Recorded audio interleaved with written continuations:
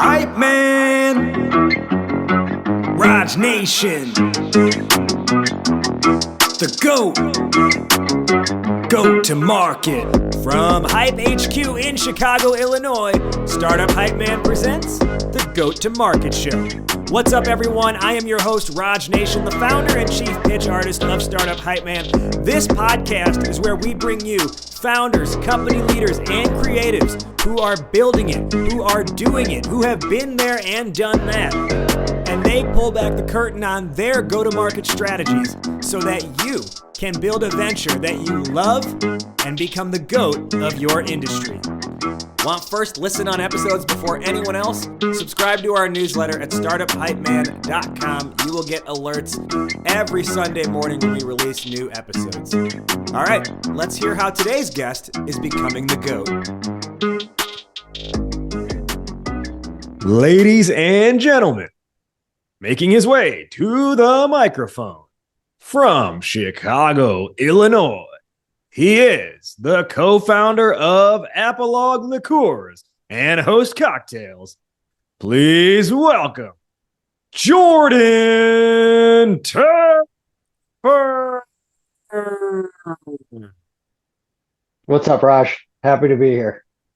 He is Jordan Tepper, like I mentioned, co-founder of Apologue, and we'll get into some of the other sub-brands within that too, like Host. And he is kicking off a brand new season here of Startup Hype Man's GOAT to Market show. In our second season of the show, we're going to be talking about how to extend your runway. Now, a little bit of background on Apologue and on Jordan himself. Apologue Liqueurs is all about being a forward-thinking cocktail company focused on the intersection of cocktails, community, and culture.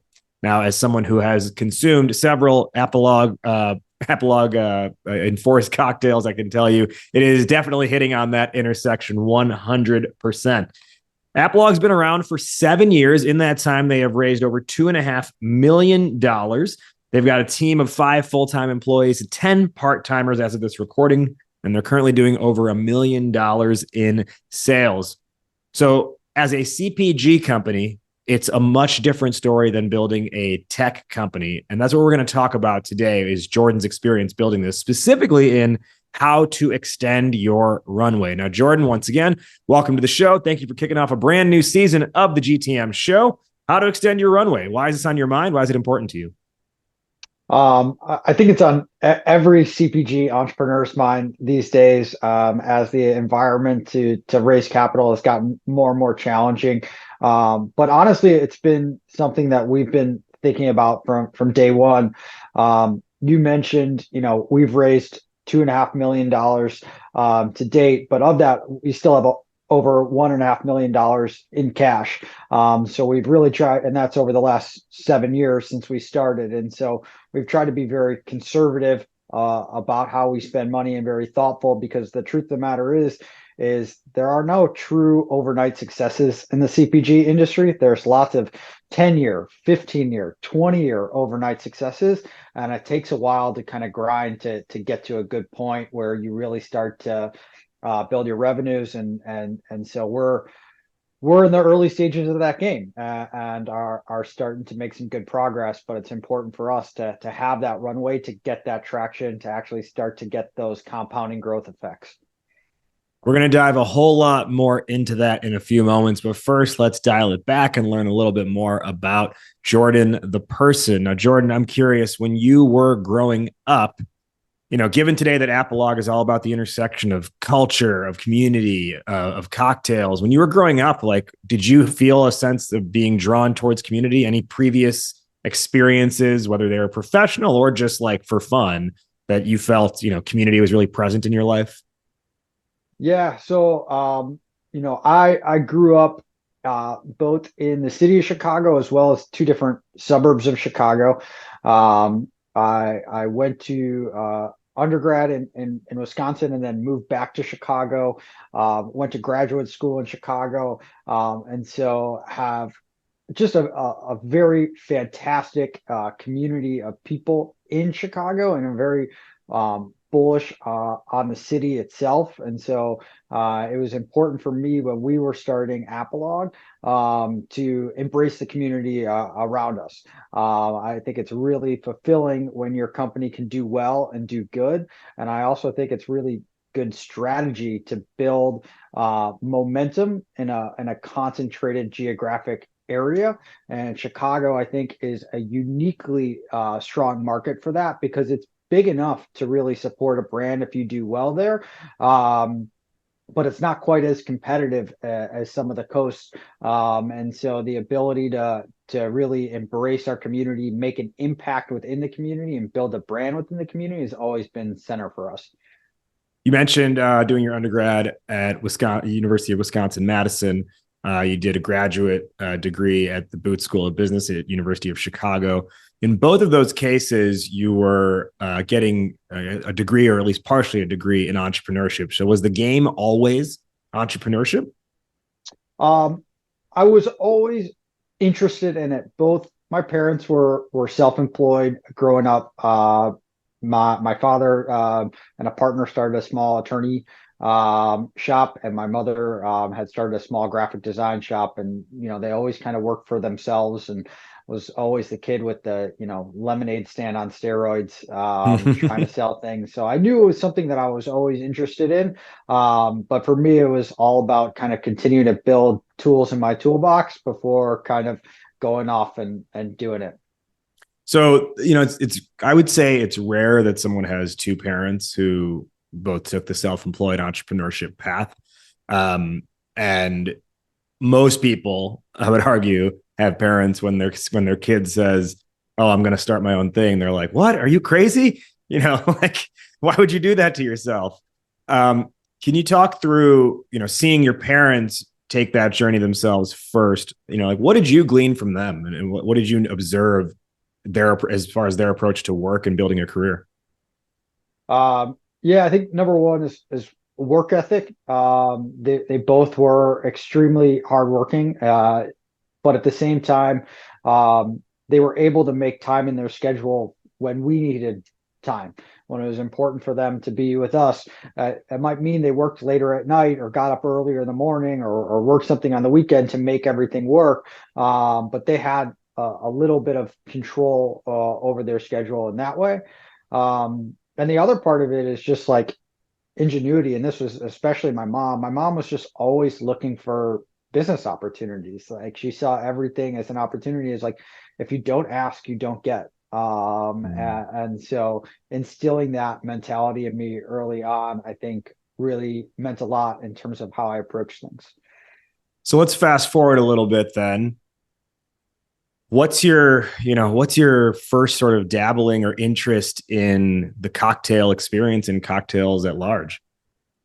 For me, it was really more about the overall category. Like, first, I love consumer products because how the consumer behavior decisions behind it, why someone selects a Miller Lite over a Coors Light at a bar, why people order what they order, why people seek out what they do, has always been really fascinating to me.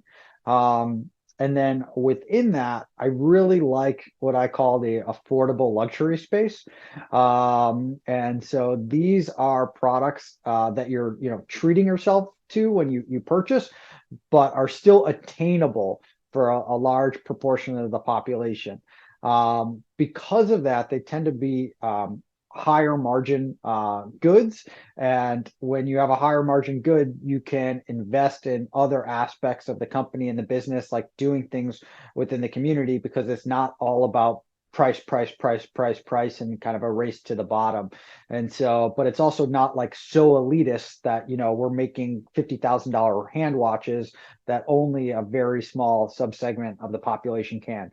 So for me, it was really about finding something in the affordable luxury CPG space, and spirits just happened to be the one that got me excited. My partner is really the cocktail guy, and so I'm very fortunate that we connected. Let's kind of educate our listeners now. I gave a very brief background of what Apologue is at the start. Can you expand on that and let our listeners know really like what is this company? What is this brand? Yeah, so Apologue started as a maker of all natural liqueurs. For those that aren't familiar, liqueurs are a type of liquor or spirit. They're often used as modifiers in cocktails. Some popular examples might be Campari or Aperol or Saint Germain. And a lot of the liqueurs that were out in the marketplace either used bunch of artificial ingredients or natural flavors in them, or they drew their premium nature from the fact that they were foreign made. They were from French elderflower or from Spain. And so what we wanted to do was bring transparency to the category. Spirits, unlike many other categories, don't actually have to list an ingredient statement. And so those liqueurs, none of them were listing their ingredients in there. And so we wanted to create a line of all natural liqueurs that listed all the ingredients that was in the bottle, on the bottle, and allow bartenders and cocktail enthusiasts to elevate classic cocktails like an old fashioned or a margarita by substituting in our all natural liqueurs. So that's how we started. Let's use that now with that understanding. Let's dive into our main topic today, which is, kind of hacks on how to extend your runway. I mentioned this briefly in the beginning. CPGs do not operate the same as tech startups, and you reinforce that message. And you mentioned, right, there's no real overnight success in CPG, and whereas in a tech startup like Chat GPT, or OpenAI, for example, like it kind of was overnight, right? Like they launched and, within a month or two, they had 1 million users. Or there's many examples of something blowing up on Product Hunt in the tech world. So I say all this to say, I think you've got a unique mindset here. So how do you feel as a CPG founder, your mindset diverges from perhaps a tech founder, but then also what are some of the similarities that you see?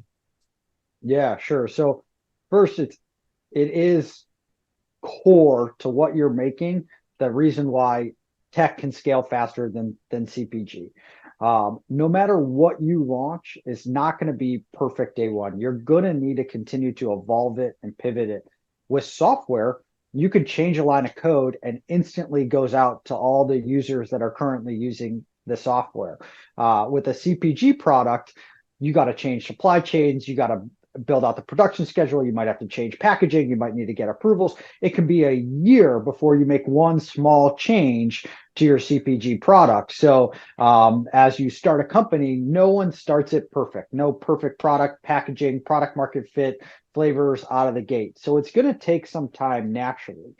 In addition to that, obviously you have the ability to actually scale that with a software product. Again, the distribution of it can be almost globally day one if someone wants to do it and build it that way, versus CPG product, you need to get distribution, you need to get it into retail doors. And so your ability to actually scale that takes time. Add on all the regulation as it relates with alcohol, and you have even a longer path. And so it's very important to think about your runway and longer terms than a traditional tech company.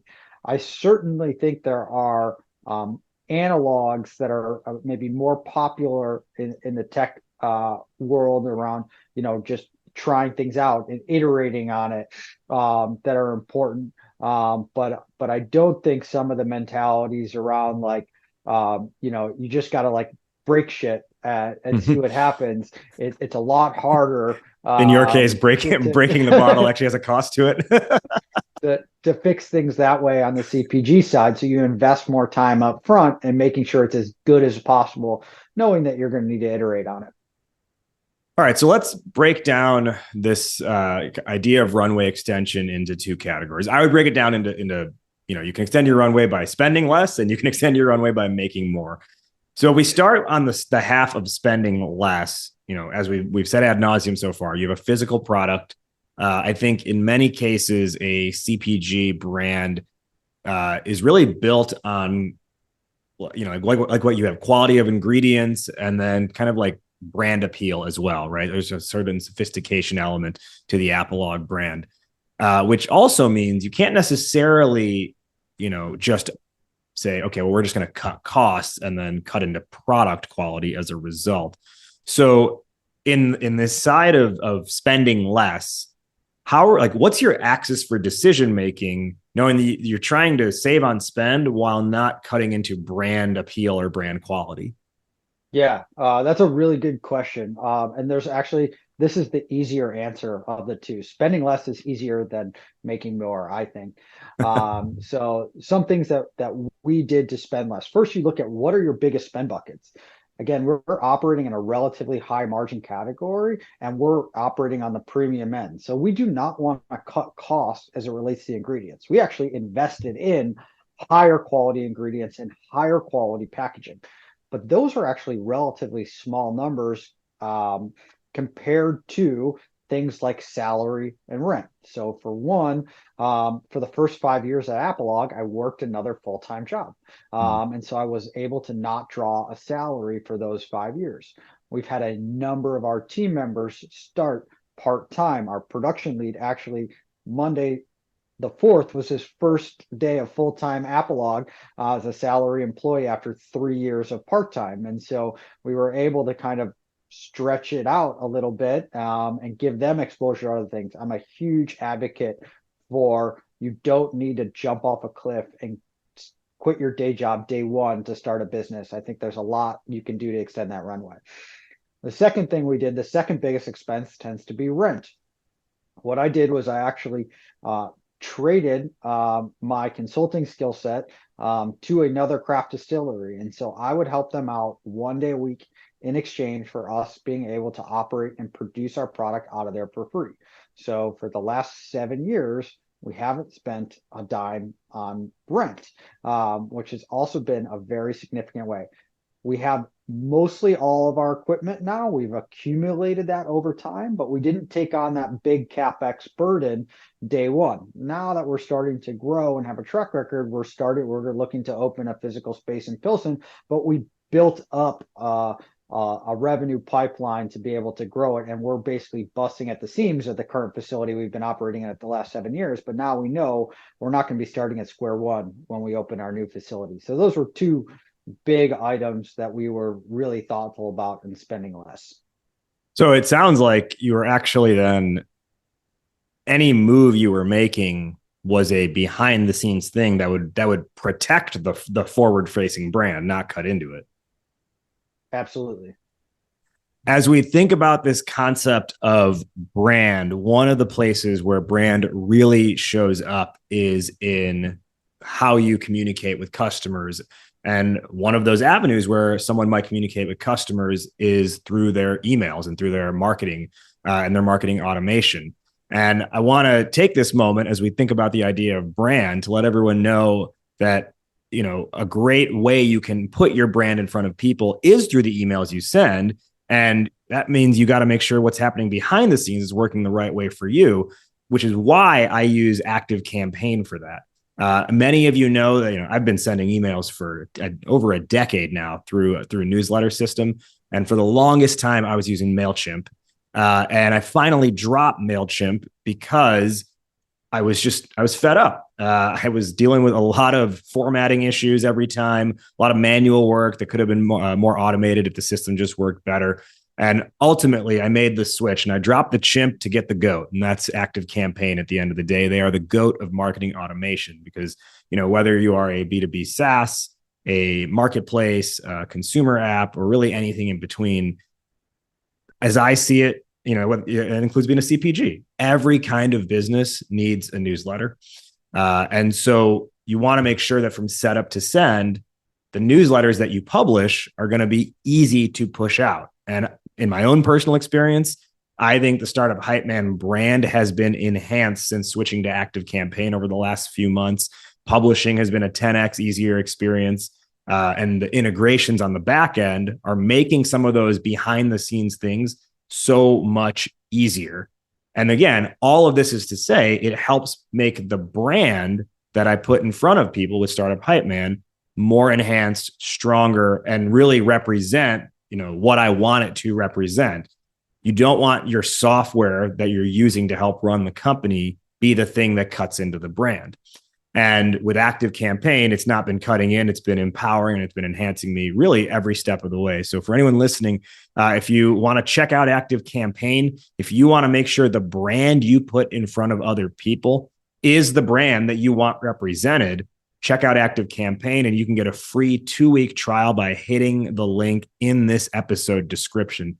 You can get a free 2-week trial of Active Campaign. All you got to do is hit the link in the episode description. Now, Jordan, as we think about this concept of brand a little bit further, I think what's interesting is like, and what we've talked about before, there are other ways you have preserved brand by figuring out sort of the back end of things. Can you just talk through like other ways you maybe have pulled off like the bartering aspect and not have to like cut into ingredients or not have to like pull back on the design or the appeal of the bottle at the end of the day? Yeah. So the nice thing is we have a attractive product that people like. And sometimes it's as explicit as, hey, we're going to give you product, or we're actually going to come to your event and serve cocktails, because that's something that's a more desirable asset that people are putting out money from. And our team all has hospitality background, so we could and execute on that. To like less overt ways of doing it, where we're gifting product to folks, and they tend to either charge less or are a better partner for us to work with, knowing that we're a startup. And I think that's okay to be an upfront. A lot of these service providers are invested in your growth.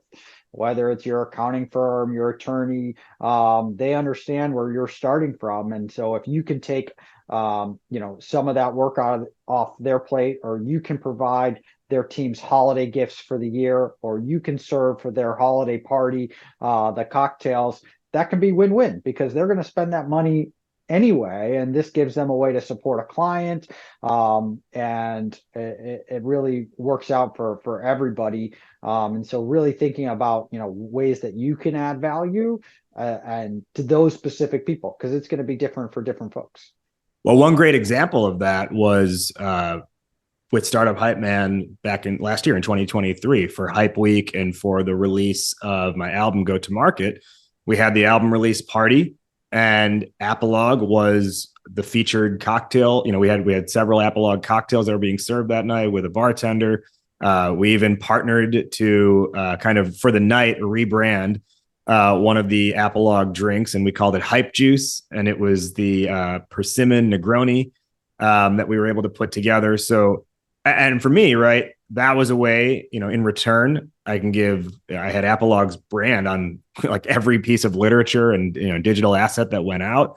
A lot of people, there was 100 people that night. A lot of people got to try out the brand, many for the first time ever. I know even like, my mom, who was at the event, when she hosted her holiday party at the end of the year, she was like, hey, what was the name of that company again? And I told her, and then she went over to Binny's and she picked that up. So, in this case, it was the Gold Fashioned, because, for those who aren't totally familiar with how this brand works, when you've got pre-mixed cocktails, which is part of, Apologue's offerings, in this case, Old Fashioned, but they've got Martini and a few others as well. When you're hosting a party, if you want to serve good drinks, you don't want to be stuck behind the bar the entire time making those drinks. And, for her hosting a party that 50, 60 people are coming to, she was able to just, pour and serve, which was great. And what do you attract that back to? Throwing, her experiencing it through, I think what you would call would be a brand activation just a couple months prior, right?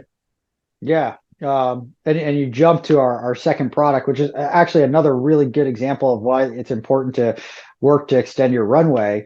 I mentioned, our line of Apologue liqueurs that were elevating cocktails. So that business was highly, highly focused on bars and restaurants. We were going after bartenders who were putting our products into their cocktails, and that's how we were getting sell through. And so when the pandemic hit, over 85% of our business was bars and restaurants, and they all shut down overnight. And so we had to pivot and evolve. And thankfully, we're very, diligent about how we spent our money. And so we had the capital to be able to invest in a retail product, an e-commerce product, which became HostesCocktails, and started with the Gold Fashioned, which was a super premium bottled old fashioned that really leaned on our cocktail experience, but started to meet people where they are. And at the time, they weren't at bars and restaurants, and they were drinking at home, but they were willing to treat themselves. And so if we didn't have that reserve of capital and we had to go try to raise in that environment, it would have been very, very challenging to do. But we were able to actually prove it out with the capital we had on hand, and then raised on that momentum our most recent round. And this is interesting, right? So let's branch into sort of that second half of the Runway extension, which is making more. You're kind of operating, both a B2B business and a B2C. With HostesCocktails is that sub brand that is retail facing. Apologue as a liqueur is more than anything, it's going to be restaurants and bars are your customers there.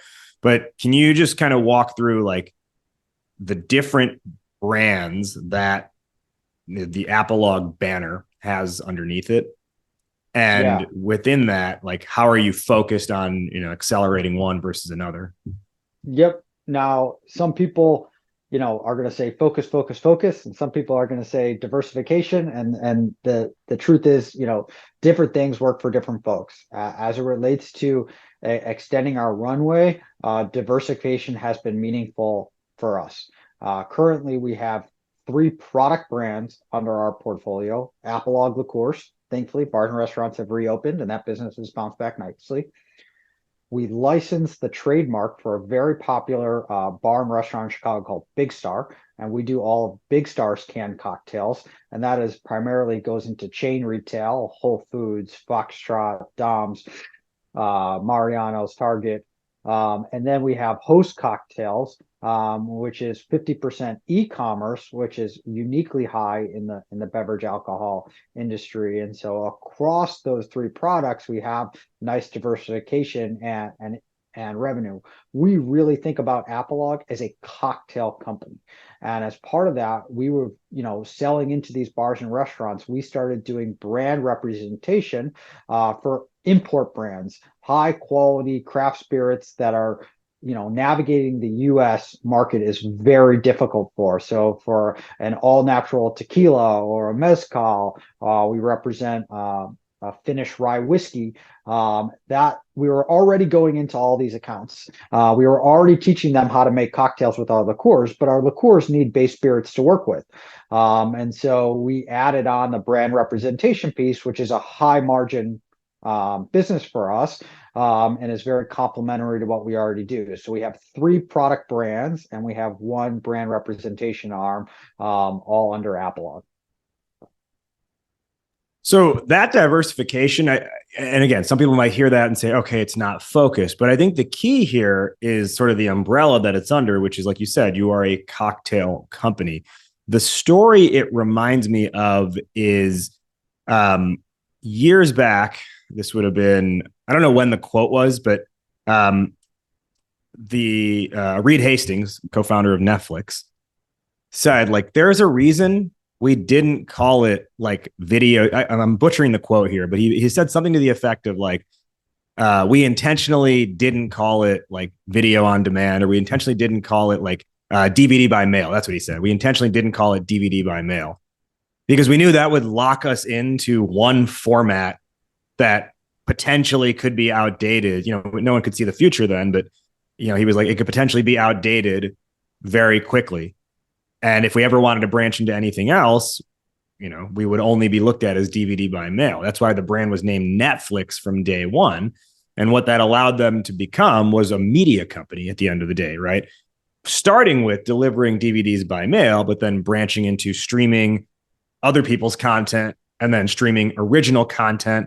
And then now they're doing all those things plus streaming live content as well. and now they're doing like live sports and things of that nature. So that starts with understanding your identity, I think, at the end of the day. And if I'm hearing what you're saying correctly, like you're creating these product lines based off of the identity you have as a company, not based off of the product, quote unquote, that you're selling. Absolutely. And that was actually like an unlock for us being a cocktail company. There's a lot of big and small beer companies. There's a lot of big and small wine companies. There's a lot of big and small spirit companies. By being a cocktail company, we felt that was specific enough to what our DNA was, but still gave us different avenues for growth. And so that's been a really helpful North Star for us as we think about our company. As we think about what kind of company it is that you are building, I want to turn to our listeners for a moment and turn that as you think about if you are building a more tech forward company, how are you looking at the identity of your company through the lens of the product itself? And how does that product represent the overall identity of the company and not necessarily box you in? You got to make sure the software represents the brand the right way. And that means you need to have the right partner. Well, we've got the right partner for you. Their names are Akeva. And guess what? They are the GOAT of software development. Here is the reality. I have seen too many startups get screwed over by offshore or budget dev shops. Those providers tend to be order takers, and they do the bare minimum, which often means software with glaring holes, or they're forced to pay hidden release fees in order to claim ownership of their code. These are real stories I heard from founders. And then there's Akeva, who doesn't do any of that to you. They actually build strategically for scale from day one. They help you make product decisions, and they give you full ownership of your code by default. And all of these things help you essentially allow your product to live up to the brand, not force your brand to conform down to the product. Akeva has a killer offer for you. They call it a You Call It code review, or a YCCR. What is that? Well, for those who qualify, Akeva will review the most critical parts of your code so you can see exactly what your tech needs to launch or scale. And they'll do this completely free. And then you call it from there. So do you want to handle things on your own? You call it. Want to get Akeva's dev help? You call it. You want to take it somewhere else to a different shop? You call it. It's like, remember back in college, you'd have those nights going out where it was like the you call it well shots at the bar, but this is actually a premium experience. You call it and you get it for your product that you're building. So if you're ready for a You Call It code review and ready to see if you qualify, if you're ready to get goated, head to akeva.io. That's akava.io, akeva.io. Tell them Startup Hype Man sent you. Today on the season premiere of the Goat to Market show, we've got Jordan Tepper, the co-founder of Apologue. We're talking about hacks to extend your runway.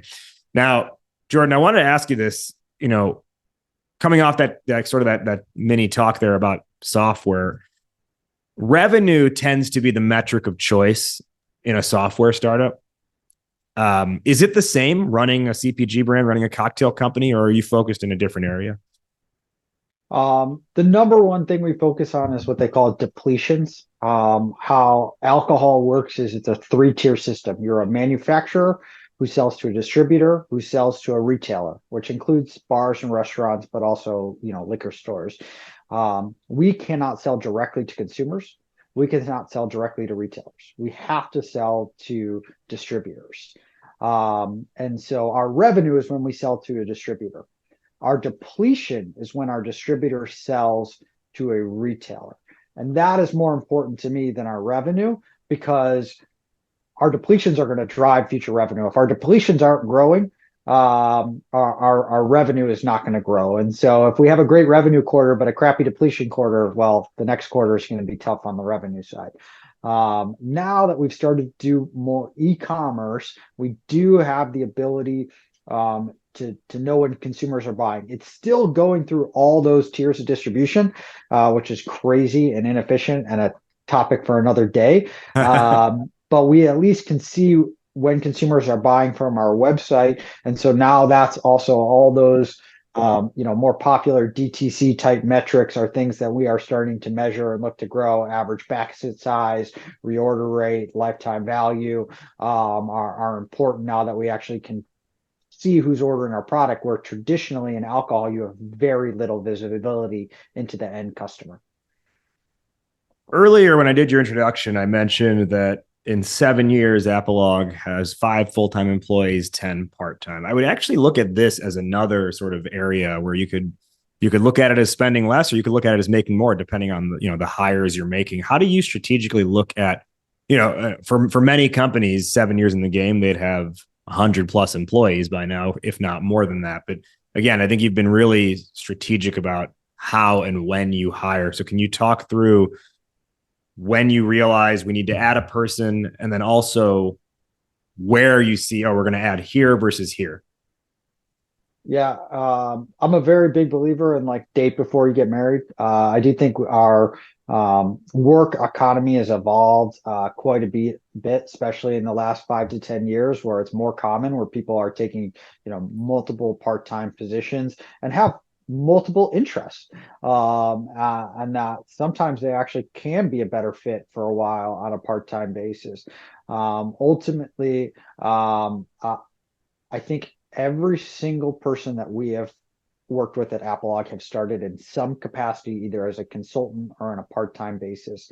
And a decent amount of people actually started on the production side of the business. So really actually learning how to make the product, and getting experience with that.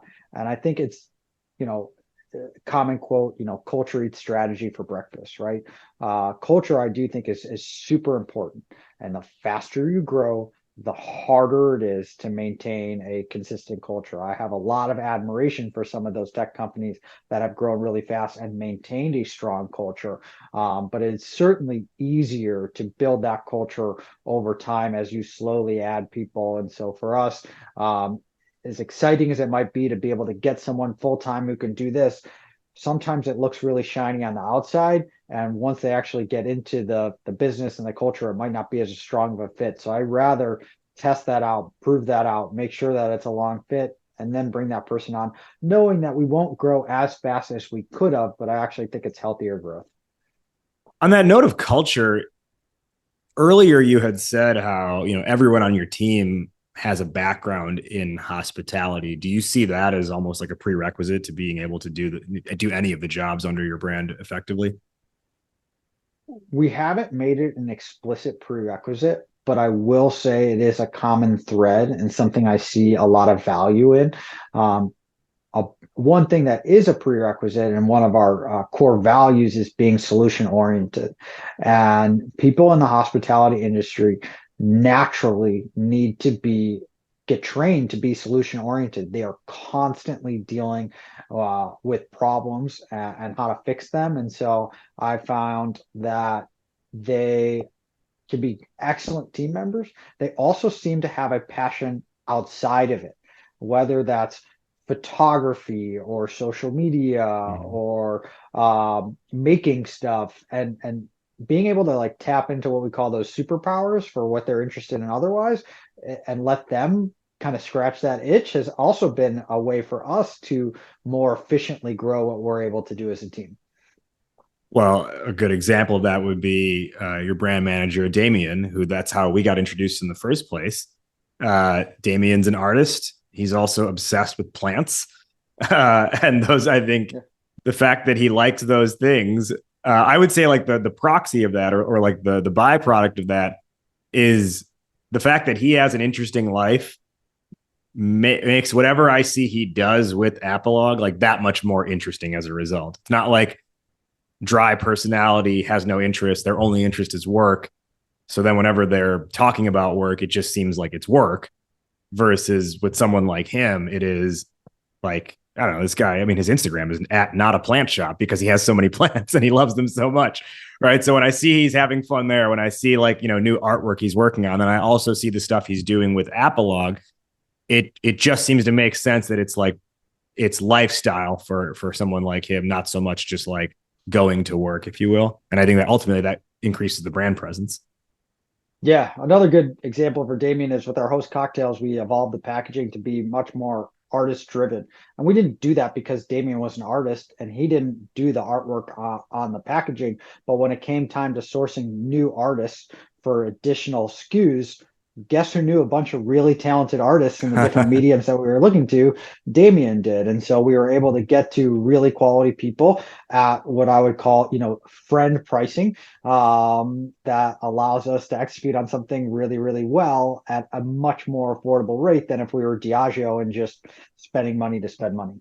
Yeah. And as someone who has consumed the product several times, for those who haven't seen it before, like the unboxing itself is its own experience, almost the way like kind of Apple has figured out how to like unbox the iPhone, where it intentionally the lid opens slowly.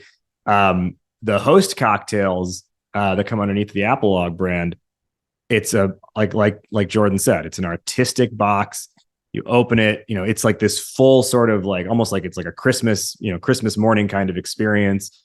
There's this little like bottle of spritz that's called an atomizer. That's, you're spraying a perfume scent over the top of your drink. You take that out first, and then this big bottle comes out from underneath. And the bottle itself, I mean, I think it would be easy to just like do the lowest grade of glass possible in like a poor shaped bottle. But the bottle itself is also contoured in a certain way with a little bit of texture on it that makes it an experience in and of itself. Thank you. Yeah, I think it's a great unboxing experience. We spent a lot of time working on it. All right, we need to hit our wrap up, Jordan. Let's start here. Where can our listeners find you, and where can they learn more? Sure. For finding me personally, the only social media channel I use is LinkedIn. I tell my wife it's cheaper than a therapist, and I'll put some things out there, which is a bit of fun and good community for our brands. More importantly, though, HostesCocktails. Host is HOSTE, and then cocktails. So at HostesCocktails on Instagram, and then Apologue Liqueurs. Apologue is APOLOGUE. For those thinking about naming a company, name a company that's easy to spell and easy to pronounce. We've been working on that, but we do love Apologue, and check out apologueliqueurs.com or Apologue Liqueurs on Instagram. All right, Jordan, who is one person you want to give a shout out to who has been helpful for you on your journey? It's a good question. There's been, like, no joke, an army of people who've been really, really helpful. One that sticks out to me is a former manager, Brian Ellis, who I worked with. The big thing with Brian was we did weekly feedback sessions, and just constantly a great forcing mechanism to get positive feedback. What am I doing well? What should I do more of? And constructive feedback. What can I change? And being very tactical about it. That culture of feedback and setting that working style from day one has been the single most impactful thing for me that I've taken to my other jobs and to Apologue. Is anytime we're bringing someone on, we're doing regular feedback, both them giving me feedback and me giving them feedback, so we can both continue to grow.